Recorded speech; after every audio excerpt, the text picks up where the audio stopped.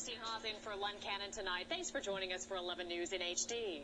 You may not know him by name, but you know his product. We're talking about builder Bob Perry of Perry Homes. But not just building homes, he's building campaign war chest. In fact, he's become a political force to be reckoned with in this election year, and he's not even running for office. Going through campaign finance reports, we've discovered Perry has donated more than $500,000 to Texas candidates in just the last 30 days. But the question is, why is he doing it? Some challengers are warning Bob Perry's influence could impact everyone who owns a home. Reporter Lee McGuire picks up this 11 News investigation from there. I think we've achieved liftoff here. I can feel momentum in this room tonight, and we're going to win. For an election that's all about change, one thing hasn't changed at all. The same person who has donated more money to Texas politicians than anyone else is at it again.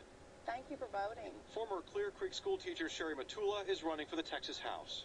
So we've knocked on over 20,000 doors. Just this month, her opponent overtook her in fundraising, and only after Houston home builder Bob Perry pumped in big bucks to the campaign of the incumbent, Republican John Davis. Perry has given Davis $57,500 this election cycle, with $40,000 of that coming in the last 3 weeks. This year, statewide, records show the home builders given about $175,000 to Democrats and $2.6 million to Republicans and related committees. So what's in it for him? Well, I think, like all Texans, we have an expectation of good government and better schools, better jobs, and less government interference.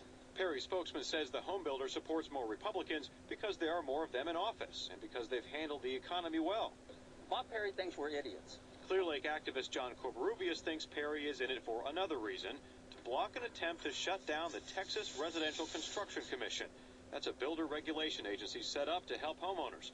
Critics say it really exists to shield home builders from lawsuits.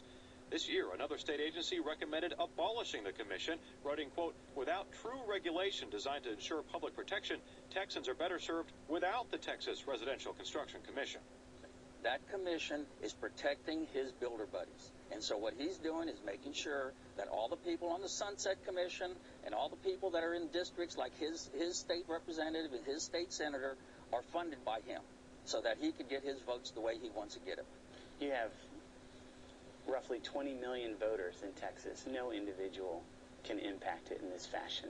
And when you take a lot of money from just a few people, then you tend to not represent all the people that are in the district.